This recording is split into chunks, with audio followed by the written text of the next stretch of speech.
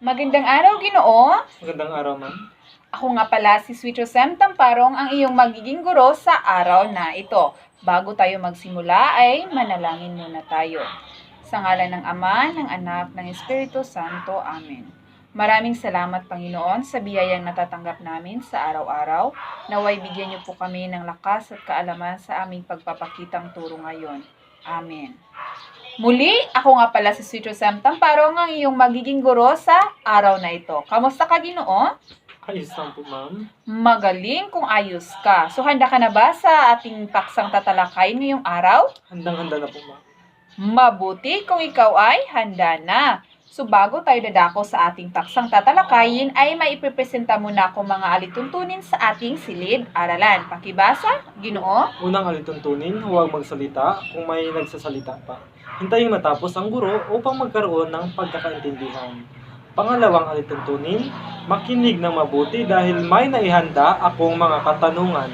Pangatlong alituntunin, kung may katanungan ay itaas lamang ang kanang kamay upang malaman ng guro.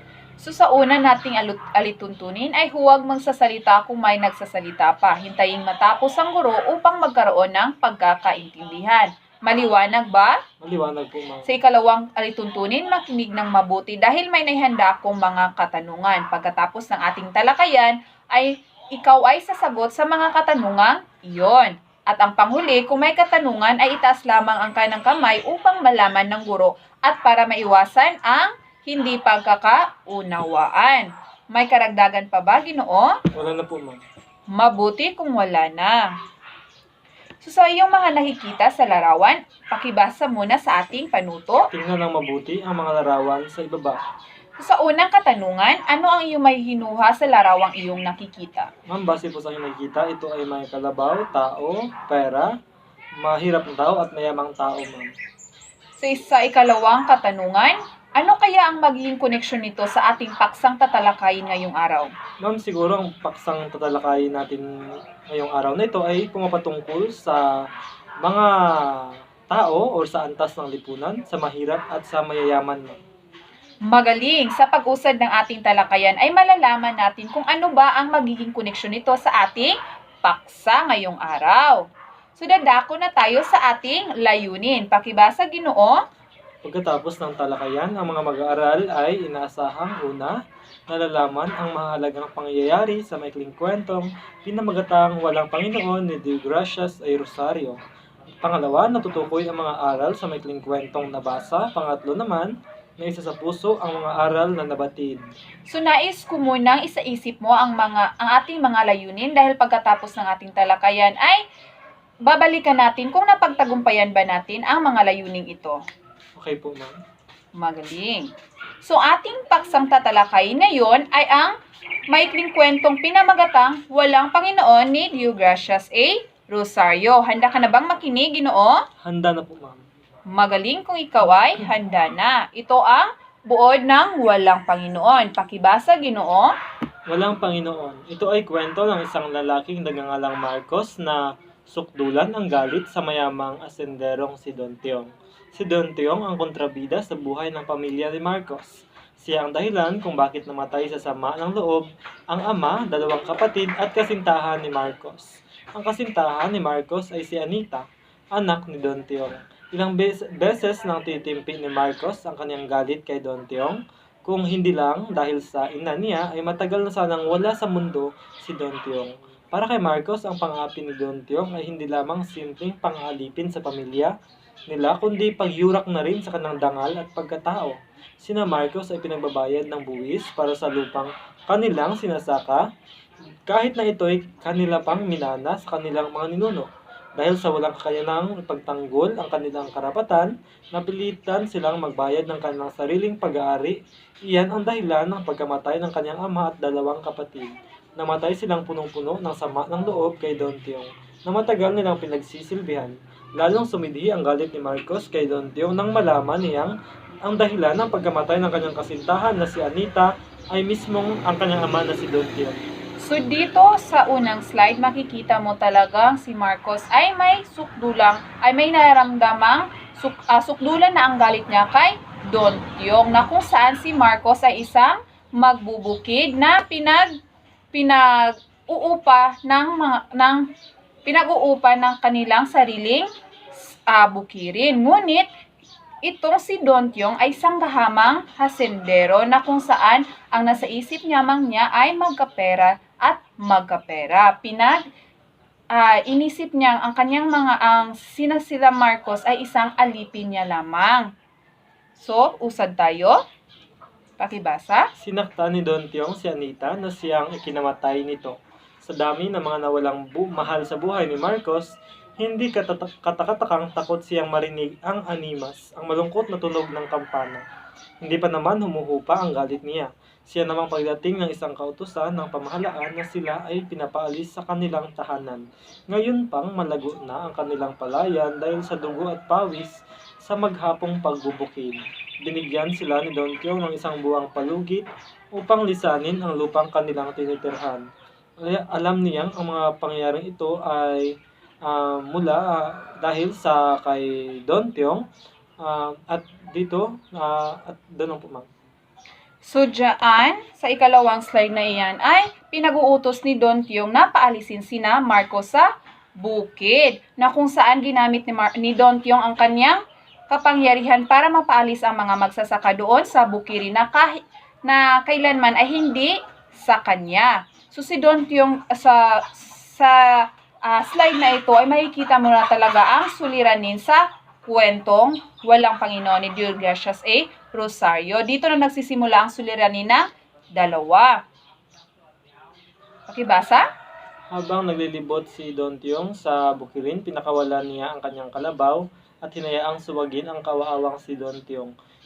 Kinabukasan, huling araw na pananatili ng mag-ina sa bukid, habang nag-impake sila sa kanilang mga gamit, mabilis na kumalat ang balitang patay na si Don Tiong.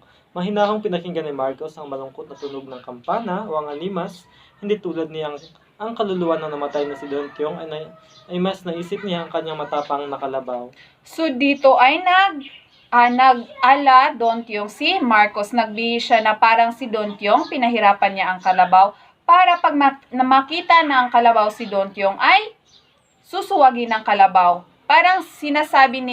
Parang dito pinapakita ni Marcos ang kanyang paghihiganti. 'Di ba? Doon sa kwentong iyon ay nag-isip si Marcos na kung paano siya makapaghiganti kay Don Tiong para makakuha siya ng hustisya sa pagkamatay ng kanyang ama, kapatid at ang kanyang kasintahang si Anita. So, kinabukasan, habang huling araw na palitin ng maina sa bukid, habang naimpake na sila ng kanilang mga gamit, mabilis na kumalat ang balitang patay na si Don Tiong dahil sa kalabaw na alaga ni Marcos. So doon, mahinang pinakinggan ni Marcos ang malungkot na tunog ng kampana. Hindi tulad ang kaluluwa ng namatay na si Don Tiong, ay mas naisipan niya ang kanyang matapang na kalabaw. So doon nagsisimula ng mabawi ni na Marcos ang kanilang bukirin dahil wala na si Don Tiong at wala ng taong mga alipusta at magmamalupit sa mga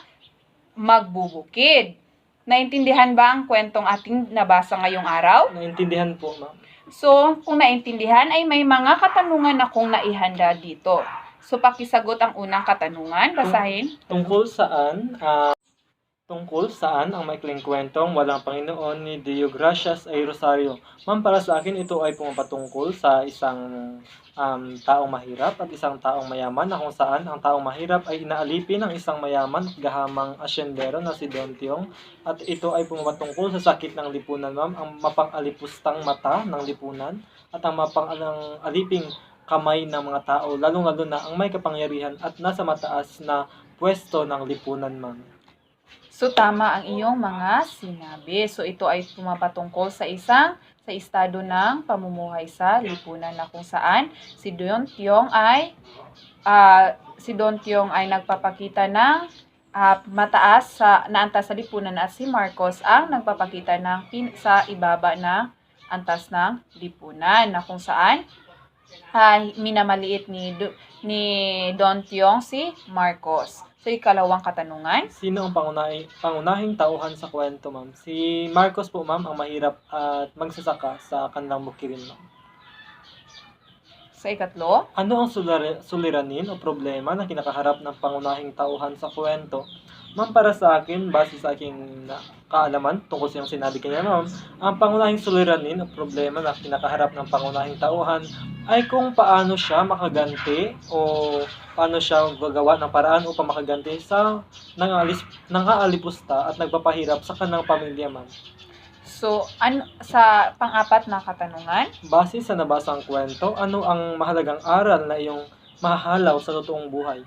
Ma'am, base po sa nasabing kwento, dapat ay huwag tayo mangalipusta ng ating kapwa. Dapat ay lagi nating ilagay ang ating mga paa sa lupa at huwag nating tingnan ating sarili bilang isang nakakataas na nilalang kasi sa mata ng Diyos, ma'am, tayo ay pantay-pantay. At dapat maganda ang ating pagkipagtungo sa ating kapwa nang sa ganon ay wala silang masamang tunguhin o balak sa atin, ma'am. tama ang iyong mga sinabi, Ginoo, 'di ba? Sa maikling kwentong walang Panginoon, doon mo makikita na hindi pantay-pantay ang pagtingin ng isa't isa na kung saan nagpapakita ng pang-aalipusta, pang-aalipin sa ating kapwa. So ang aral na ating mahalaw dito ay lagi tayong magpakumbaba na hindi natin iisipin na tayo ay nakakalamang o nakakataas sa ating kapwa dahil sa mata ng Diyos ay tayo ay pantay-pantay. Magaling! Talaga namang nakinig ka sa ating talakayan ngayong araw.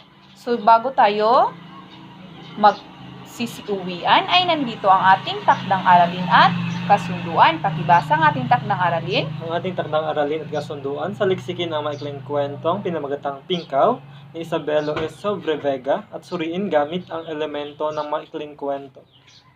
So narito ang ating pamantayan. Kawastuhan sa 10 puntos, organisasyon 5 puntos, kalinisan 5 puntos, sa kabuuan po meron pong 20 puntos. So maraming salamat. So ang ating takdang aralin at kasunduan ipapasa mo sa susunod nating pagkikita. So yun lamang. Maraming salamat sa iyong kooperasyon, Ginoo. Walang anuman po, ma'am. Marami ding salamat.